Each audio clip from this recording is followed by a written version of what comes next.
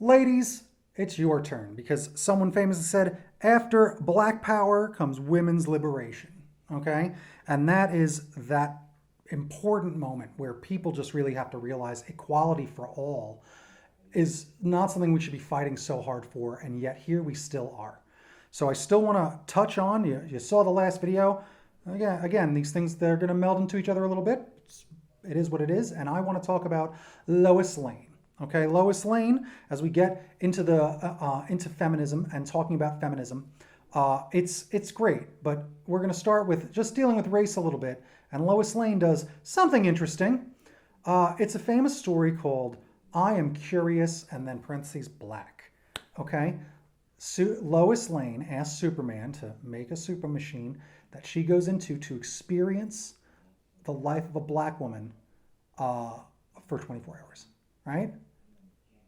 Okay, right. So it's interesting, right? Not the best take, but not the because again, it's not quite. I mean, it's not quite blackface. It's insane though, right? It's an interesting like yikes type of situation. But again, let's think about intent, right?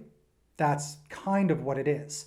Think about intent and think about people's hearts being in the right place, but the world being so, the way it is. Like, you blame a caveman for, like, smashing something? Like, oh, right, that's what he sees everything. Oh, damn it, right? The society, it was hard for people to evolve because of the way things are at the time, as we always hear. It's not the excuse, but it's the reason. And the intent is what you want to look for in these types of situations, right? So the intent was to, again, let's show a white woman the experience of a black woman, right? Lois Lane comics, and or anyone reading this, because plenty of guys reading comics mostly at this time too, as the demographics start to become more divided very much. Girls have to be girls and boys have to be boys, right? Growing up. That starts to happen way more. I mean, I guess way more as far as these comics are concerned, because just the readership for ladies falls off and they stop making those style of comics just in mass because sales. Lois Lane turns into a black woman. She then recognizes a cab driver. That's my friend so-and-so, the cab driver. Hey, so-and-so, and he zooms past her. Wait a minute. Did he just not stop for me because he's stopping right over there to pick up that customer? He wouldn't do that. Oh my. So that happens, as well as a series of other events to show all of these microaggressions, which are very important, because if you don't know about those, I learned more about microaggressions when I owned a store. I owned an art gallery that had just kind of like really represented lots of people, like a lot of people were around there. And I would hear their stories of microaggressions, and they make me sick about how I'm at the bank teller and that person's really nice to me, and I walk away and that person goes, name, like that, checking account, what your face drops, and just a cold jerk. The concept of, I don't know if I mentioned it before, someone told me like there's a game that some people play where it's like, you hold the door open. How about people that pull the door shut when they're walking into QT because black woman's coming up? Isn't that nice? My friends get spit at here, modern times in 2020. All right, unbelievable. But how do I know about them? Because a lot of the way people are like, I just don't want to talk about it. That's why a lot of what's going on this year, one of the memes I saw most recently that made sense to me, because I hear them talk, is, and I'm talking with them, is someone just posted, all of your black friends are emotionally exhausted. And I don't know how you couldn't be. And that might have been after Chadwick Boseman. Like, it is so, or was it after someone else? No, it wasn't after that. No, it was after let's not get into it. It was after the next shooting. All right? It's a tough time, but you have to fight. People have to fight. Do you know how you fight racism? I'm going to tell you exactly how. You cannot do it on a soapbox in front of hundreds of people at these things. That's one way. But you there, the one of my student that I'm talking to right now, all right? Hopefully you're on board with this sort of thing. But if you want to get someone in your life to stop, you just tell them. And that's what it means to fight back against racism. I took such a stand against some racist family members I have, because I can't go out in the world and say this. I can't. Boy, I could say some of these two people and just bang my fist on the table and say enough finally. because it was enough, because it was like Christmas. And I would not be a household eating Christmas dinner and you're all going to chuckle at an easy low-hanging fruit black joke that someone just made. Enough, he said at Christmas, because, and then people were going to be mad. Hey, you're going to be mad at me, and mad at me that I'm yelling at someone older than me too, even though I'm damn near, whatever age I was at the point, probably 30 or, yeah. No, you stand up to that person and you tell them to stop. You tell them you don't like their dumb jokes when they come to your house. This was a friend of mine that showed up, and whatever, you don't even know relations of people. And he's telling a joke, and I'm like, knock it off. Tells a different type of joke, knock it off. And they're these, easy little nothing ones, like the way blonde jokes used to be. I don't know if you even have blonde jokes or your mama jokes, right? Do you have those anymore? Those were very famous when I was growing up. So just these stereotype jokes, I'm like, knock it off. And he goes, oh, when are you gonna ruin my fun? Because he's a troll. I watch him troll people in real life. People get off on this. They get a thrill from bothering people, from being mean to people, right? But you got to fight back. And that's the way to fight back. You fight back in your circle. Don't let anyone in your circle get away with stuff like that you don't like. If they're anti-gay, anti-trans, any race, anti that sort of stuff, get over it. You tell them, you got to stop. And I like to do this to get some people. I'm like, oh, what do your black friends think? And you ask them that. And then when they don't have any black friends and they don't have an answer for that, which is why New York is weird, because you'll have that racism and then their best friend's Jewish. It's weird. But again, a lot of it does come down to POCs, just people of color, just looking different. It doesn't matter other things. Oh, he's Jewish, but what? He's a white guy, right? That's some of it. So it's different. And that's what New York was. So I have an interesting experience from all of this. And you can see the experience of New York affected comics a lot. It really did. And my experience of growing up around an entire bunch of multi-different cultures and having multi-friends, having my first gay friend in high school, lesbian friend in high school, right? First gay friend in college, my best friend to this day, and I got a lot of them, okay? Yeah, like you just don't know what you don't have by not being around a mixed culture, because that's what it is. That's what it is. That's what America is. We all were that. When I talk about feminism, I remember a documentary I saw, I might have brought up, where they're on the news and it's people marching for feminism, right? And having a march, we want rights. And I'll say a specific, I have a 1972, the Equal Rights Act is passed. Finally, where no one will be judged differently for their sex anymore. That happened in 1972. That took the hippies in the 60s. It took all these people and that liberal stuff, right? That new point of view and the Republican view. Because when I say liberal, it doesn't necessarily mean Democrat or Republican. They were like this at point. They were. It was not the way it is. The definition of Republican changes with Ronald Reagan in the 80s. They change it. It just starts to be this different religious group, things like that. Okay?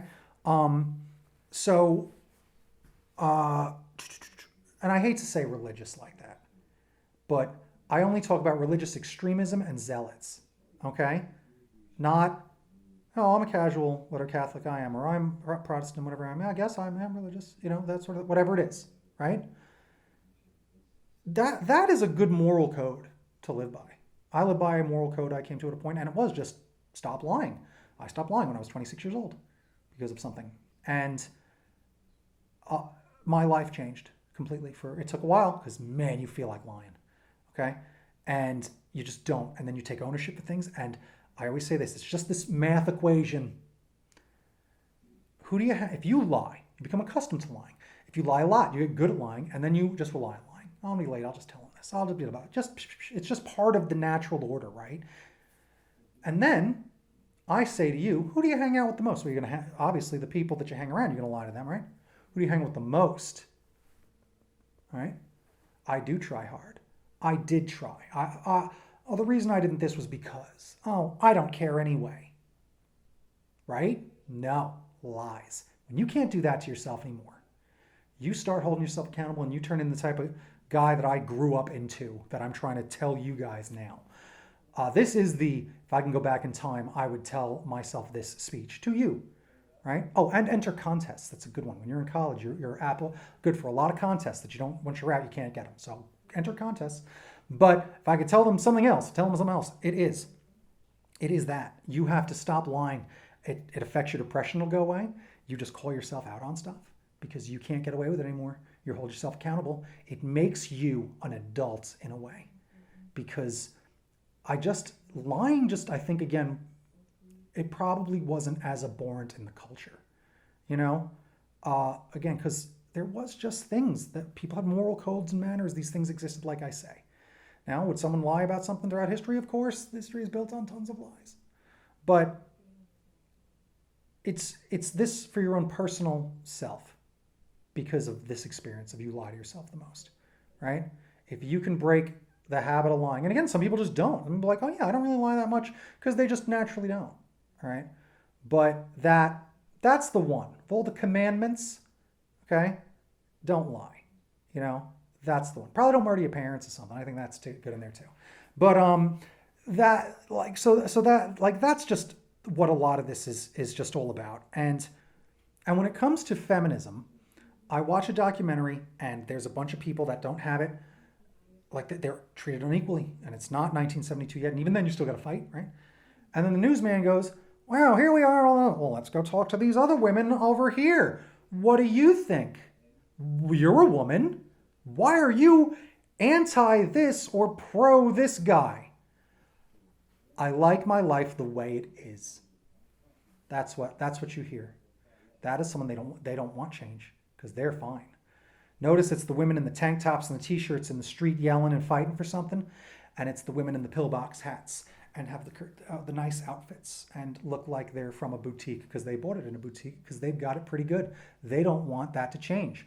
And the only thing they've been told is they're going to take it from you. Not they can have their slice of the pie. Their slice of the pie means your slice of the pie is a smaller piece of pie, right? That's the problem of America. Sharing is, what is that? You got to work and earn. No one gets anything for free. All of this, the money, right? The issues like this, a lot of it is that it's money, right? And it is someone being like, I have it good and I don't want you to take it from me because your success is my failure. That's a bad attitude a lot of people have.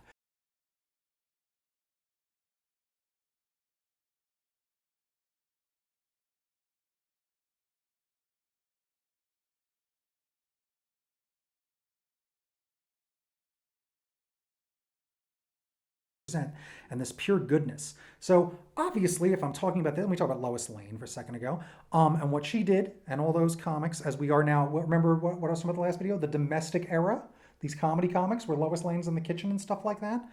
Wonder Woman becomes a big, big issue in this era for feminism because of something that happens that's ridiculous, and it's by someone that just did something so amazing.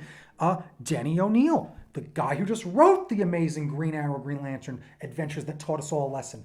He gets put in charge of Wonder Woman. I think he admits he was like years away from understanding feminism. Feminism, as you hear feminist, is like a nasty term. People try to use it like the word bitch, which I don't even like to say that word anymore, right? Because it's just associated with negativity towards women, isn't it? Right? That's what they do. Throw like a girl is a nice clean version of that, right? You don't say that anymore because girls can throw. Stop it, right? That's just it.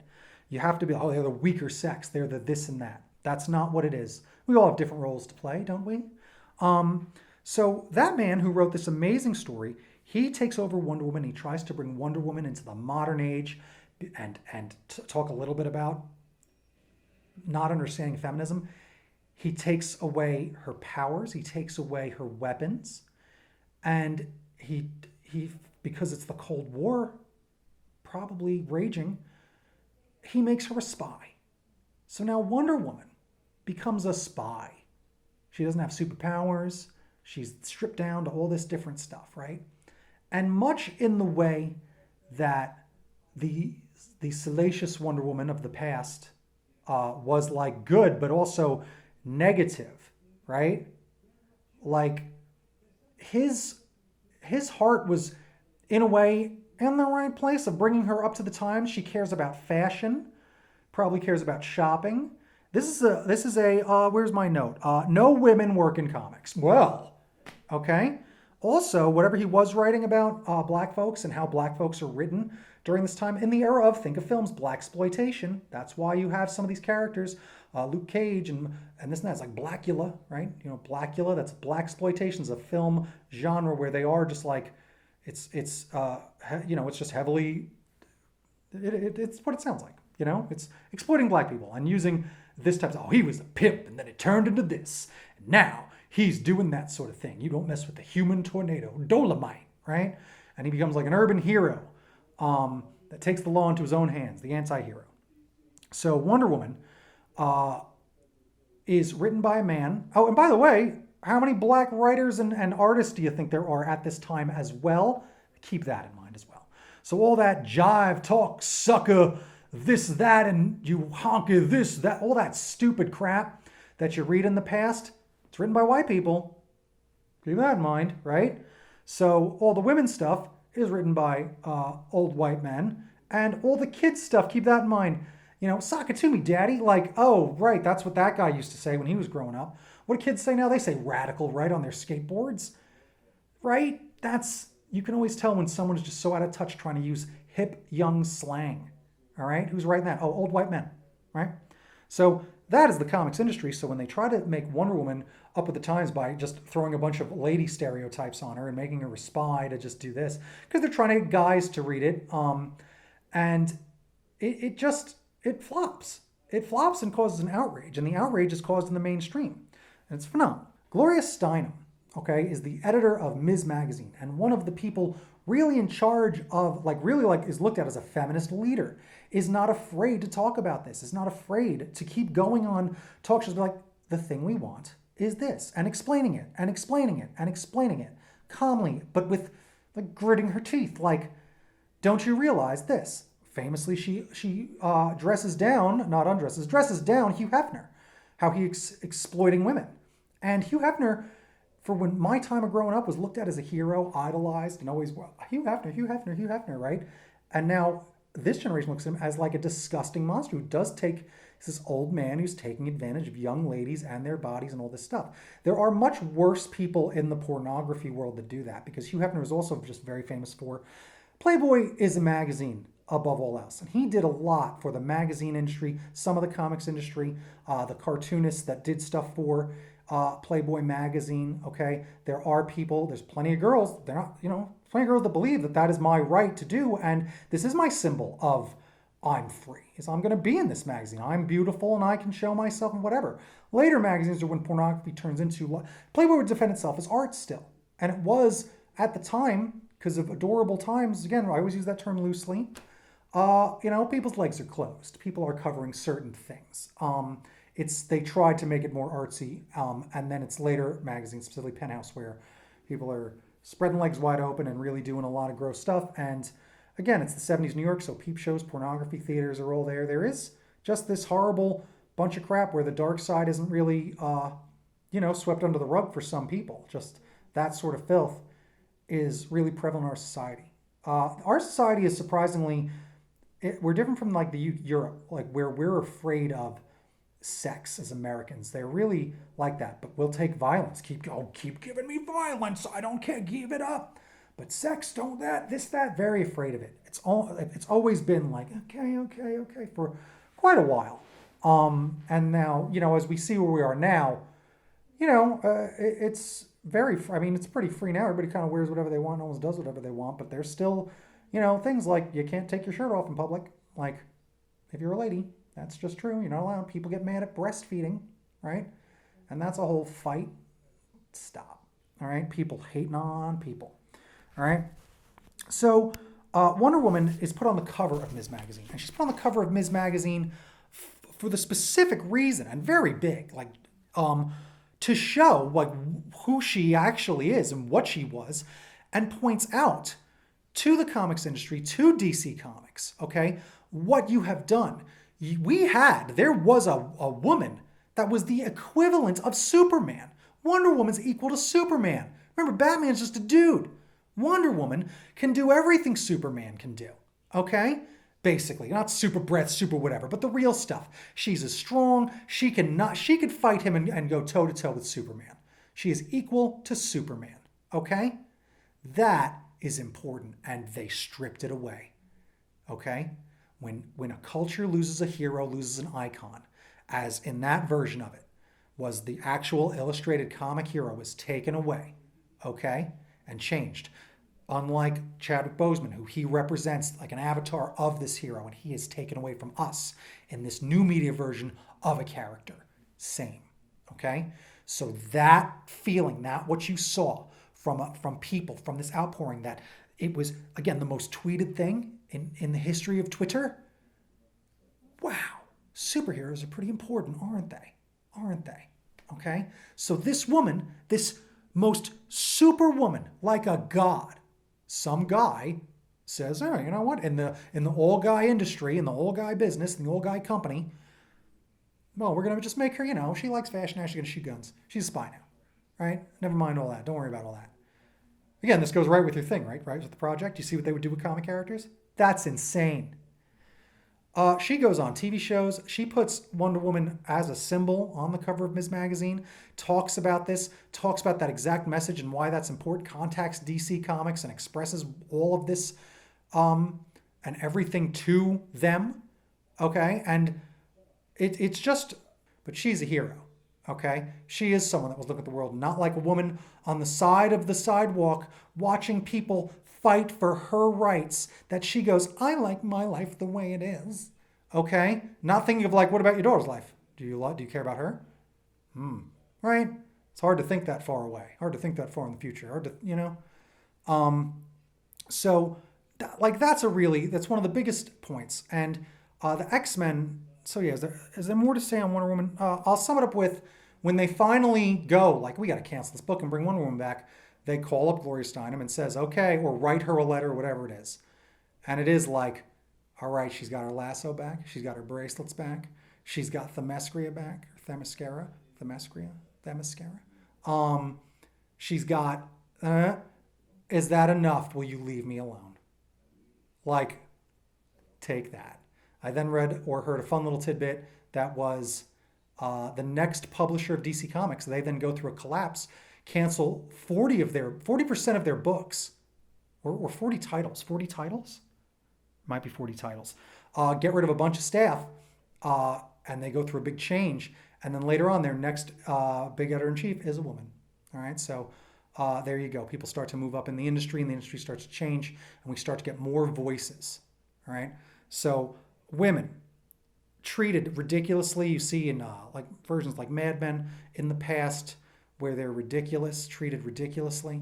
I'll tell you my favorite quote from Mad Men that sums up what some people thought of women.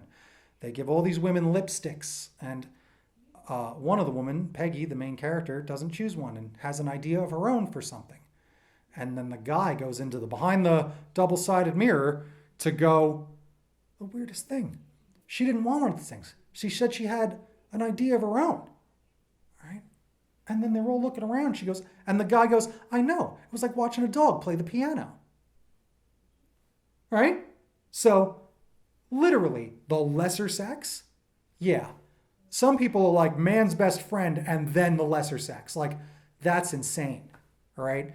So, that's a big part of just what it all was. And comics is a great week by week, month by month, little capture of all the slight things. It's not the most famous things where you see stuff. It's in the details of all the other books coming out at the time too. That you really get a sense of the culture, a sense of the loose language, and just a sense of how people were treated and how they were looked at and represented in culture. You can see it on a lot of TV and movies and all that stuff too. But comics, week by week, month by month, all right? And then someone's gonna be like, we gotta change. We got to make a big decision. And you notice when you have your first black superhero, and you notice when you have your first black female superhero, or your first female superhero, right? So again, more on women. The X-Men, such a great place for women. Women really jump off the page in the X-Men. Starts with a Marvel girl, she's not a woman yet, and then she becomes the Phoenix. And in the 70s, the Dark Phoenix saga, which that's the 10-part thing I was trying to remember before, the 10-part stories of the Dark Phoenix, which you might all be familiar with because they've done it in the cartoons, they've done it in the movies, they've failed in the movies now twice trying to tell this epic story of the Dark Phoenix, one of the best stories ever told. Because again, you lose a character you've grown up with the whole time, right?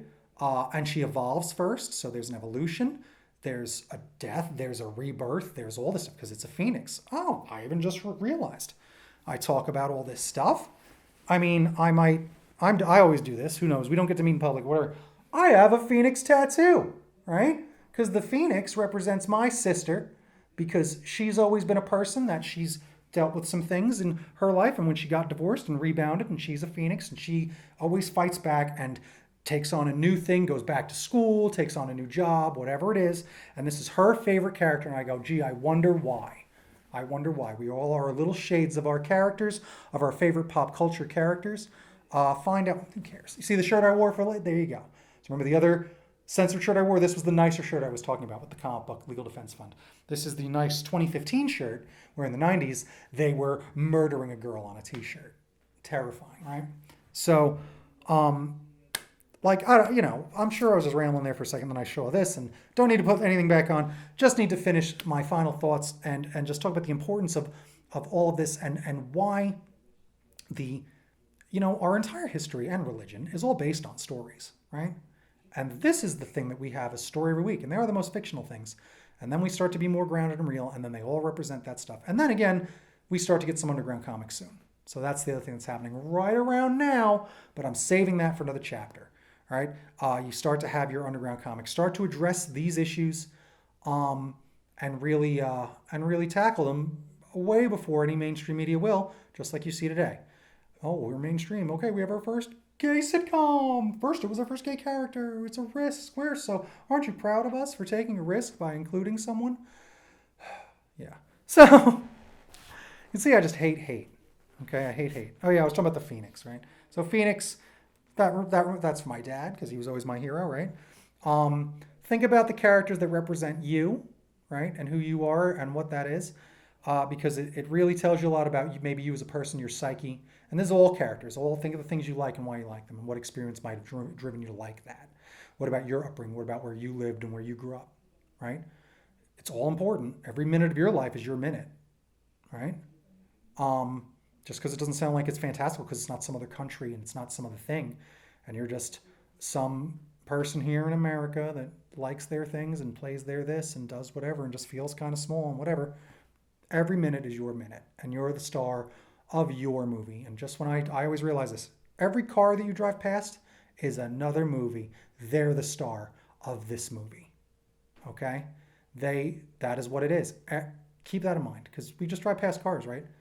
Every single person, sometimes 2 or 3 in there, are all the star of planet Earth, of what life is. Okay? And some people decide they're a co-star, and some people decide they're a background character, and some people try to take over everything and stand out, or leave their mark on the world, to leave their mark in history, to be a story, right? To create something that lasts forever. Stan Lee will last forever. And will only grow the way Walt Disney grows and the way all these people grow and the way these artists grow. This is where you start to get some of your celebrity artists. Like I mentioned, Frank Miller gets his start on Daredevil in the 70s. And you start to get where these people creating these books are real. They start to become really important, like in matter, and they can negotiate and they're respected for what they do in the industry. And the comic celebrity starts to begin as far as an artist and writers are concerned. Woo! Yeah, all right. I think that's good. If I think of any other thing, again, Ms. Magazine, look it up. I might even just make you do some stuff about that. Just Gloria Steinem, just a big hero, really just very responsible for, if not single-handedly responsible for bringing Wonder Woman back a lot sooner than we might have gotten her. Because old white men misunderstand things and they try to interpret a woman, a person of color, a kid, right? And at the time, they aren't quite looking at what they even do as art. Not all of them. Because you can talk to some of these old timers in interviews and you see that they're like, it's not. People are this, right? Is a Bazooka Joe comic art? Oh, I don't know. Part of the culture, though. The icon of it is. I think you all know what a Bazooka Joe comic is, right? Yeah. No, that's it. I was telling you to believe in yourselves. That's the other thing I was saying. If you're just not in a fancy world, your own little life, it's your life. Every minute's your minute. I think that's the lesson from this one. All right? Fight for your rights, and every minute is your minute. So you better be enjoying those minutes. And if you don't lie, they're a lot more enjoyable because you know everything is on the up and up, especially up here. Woo! All right, ladies, that's enough. Gentlemen, thanks for listening. And everyone else, however you identify, I love you all as well. I'm going to stop talking for a little while longer. I hate long goodbyes. I might just make another goodbye. All right, so I hate long goodbyes, so I'm just going to wrap it up here and end some of that rambling, and maybe I edited some of it. Who knows?